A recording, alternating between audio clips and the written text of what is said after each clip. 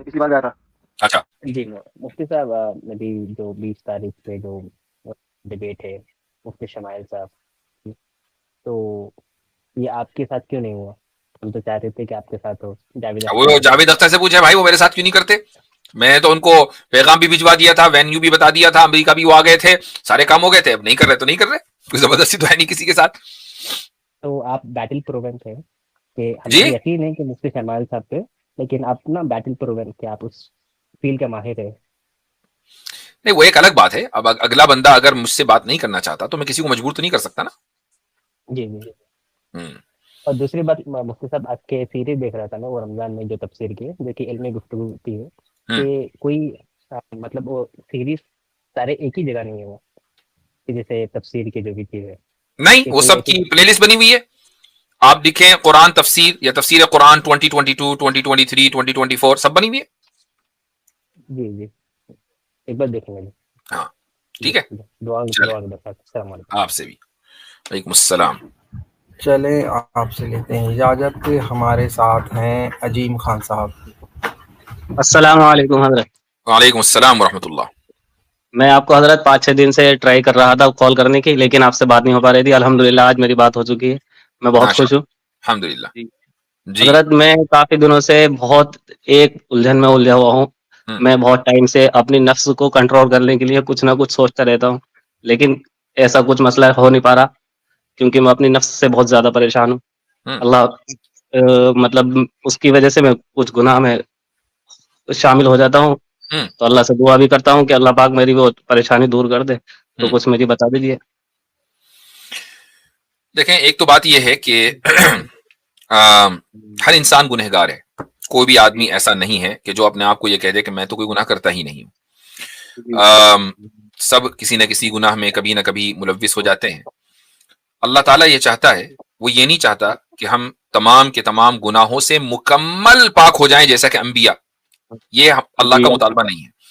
اللہ کے یہاں بندگی یہ ہے کہ ہم گناہ کر کے اس کی طرف رجوع کر کے توبہ کریں اور اس کے بعد اس گناہ کو ریپیٹ نہ کریں. یہ بندگی ہے. تو اگر آپ کے دل میں یہ داعیہ پیدا ہوتا ہے کہ یار میں اپنے آپ کے اوپر کنٹرول نہیں کرتا ہوں, میں پھر گناہ کر بیٹھتا ہوں, اور پھر آپ فکر مند ہیں, یہ فکر مندی ہی اس بات کی دلیل ہے کہ آپ کے دل میں اور آپ کے دماغ میں خدا کی بندگی موجود ہے. پہلی بات. دوسری بات یہ ہے کہ اس طرح کی جو چیزیں ہوتی ہیں اس کے لیے ضروری ہے کہ انسان کو صحیح ماحول اور صحیح صحبت میسر ہو. ٹھیک ہے, صحیح کمپنی مطلب صحبت. تو آپ کے جی ارد گرد, آپ کے ملک میں جہاں بھی علاقے میں جہاں بھی آپ رہتے ہوں گے, وہاں یقیناً جی کچھ نہ کچھ اہل اللہ ایسے ہوں گے کہ جن کے پاس جا کر آپ کچھ وقت گزاریں, ان کے پاس رہیں, 2-4 ہفتے رہیں, 40 دن رہیں, جو بھی ہے. تو انشاءاللہ آپ خود اپنی شخصیت کے اندر تبدیلی محسوس کریں گے. یا ایھا الذین آمنوا اتقوا اللہ وکونوا مع الصادقین. ایمان والو, اللہ سے ڈرو اور سچوں کے ساتھ رہو. یہ جو رہنا ہے نا سچوں کے ساتھ, جس کو ہم صحبت کہتے ہیں, جی یہ بہت ضروری ہے. اور ہر اس مومن کے لیے ضروری ہے کہ جو اپنی زندگی میں ایمان کو مضبوط کرنا چاہتا ہے اور تقوی اختیار کرنا چاہتا ہے. یہ قرآنی نسخہ ہے. اس نسخے پر عمل کریں گے تو ہر ایک انسان کامیاب ہوگا. جی انشاءاللہ میں عمل کروں گا. حضرت ایک چھوٹا سا اور سوال تھا بس. میں ابھی دیوبند گیا تھا, اپنے یہاں سے کافی قریب ہے, 2-2.5 گھنٹے کا سفر ہے میرا. تو میں وہاں سے آسان ترجمہ لے کر آیا ہوں قرآن کا, مفتی تقی عثمانی صاحب کا. تو مجھے اس کو پڑھنے میں تھوڑی سی بہت دقت آ رہی تھی, تو اس کے لیے کچھ اور بتا دیتے ذرا, کیونکہ میری اردو تھوڑی ویک ہے. ان کا ترجمہ شاید رومن میں بھی آ گیا ہے. آپ کون سی زبان, ہندی زیادہ بہتر سمجھتے ہیں؟ جی حضرت, ہندی اور اردو دونوں جانتا ہوں. نہیں تو ان کا ترجمہ تو پھر بہت آسان ہے, اردو میں اس کا نام ہی اردو آسان میں ترجمہ لایا ہے. ہوں. جی لیکن تھوڑا اس میں ورڈ ویسے ہے نا, تھوڑے سمجھ میں نہیں آ پاتے. ابھی میں نے ایک ہی پارے کا ترجمہ پڑھا ہے, صرف پہلے پارے کا. آپ اس کو پڑھتے رہیں, یہ چیز آپ کے لیے آسان ہو جائے گی. جہاں سمجھ میں نہ آئے, کسی عالم سے, مسجد کے امام کم سے کم اتنا تو سمجھا ہی دیں گے کہ بھائی اس آیت کا جی کیا مطلب ہے, یا اس لفظ کا اردو کے لفظ کا کیا مطلب ہے. آپ اسی کو پڑھتے رہیں. ایک اور ترجمہ ہے جو اصل میں حضرت شیخ الہند کا ترجمہ ہے, اور حضرت مولانا سید ارشد مدنی دامت برکاتہم کی نگرانی میں, بلکہ وہ خود بھی ترجمے نگاروں میں شامل رہے ہیں. تو وہ حضرت نے جو ترجمہ کروایا ہے آپ وہ بھی پڑھ سکتے ہیں, اور وہ ہندی میں ہے, وہ اردو میں نہیں ہے, وہ ہندی میں ہے. تو اگر آپ کی ہندی مضبوط ہے تو آپ اس کو پڑھ سکتے ہیں, لیکن جو آپ ترجمہ لے آئے اسی کو پڑھتے رہیں. اچھا ہے, آپ کی اردو بھی مضبوط ہو جائے گی. ٹھیک ہے حضرت, ٹھیک ہے انشاءاللہ. ٹھیک دعاؤں ہے. کی درخواست ہے آپ کا. ٹھیک ہے, السلام علیکم. وعلیکم السلام ورحمۃ اللہ.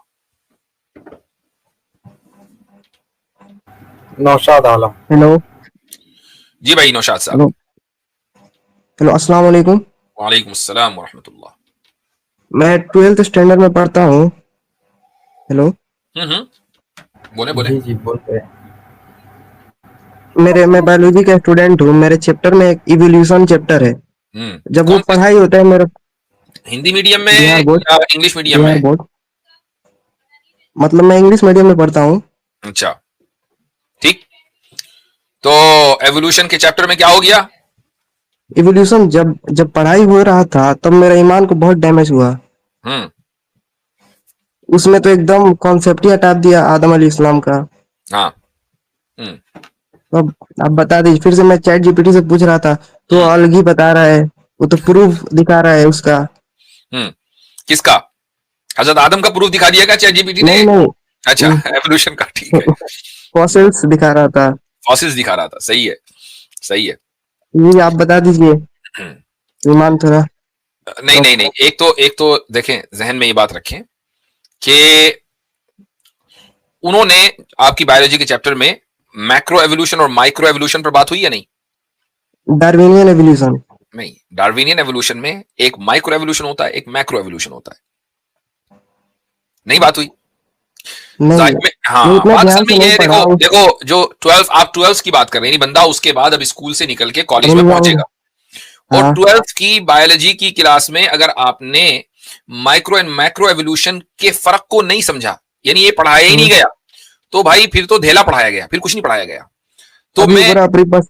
हाँ, आप जो है ना सिंपली 2-3 बातें टीचर से पूछ लेना। अगर वो टीचर आपको एक्सपेल ना करे तो, अगर एक्सपेल करने का डर है तो अपने पास ही रखना सवाल, ठीक है? क्योंकि इस तरह के लोग जरा बड़े जल्दी जो है वो गुस्से में आ जाते हैं।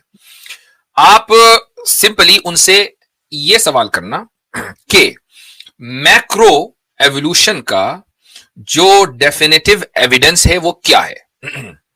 किसका?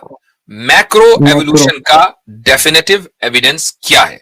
फॉसिल्स इनडेफिनेटिव एविडेंस बन सकते हैं जिनको रेफ्यूट किया जा सकता है, डेफिनेटिव एविडेंस चाहिए।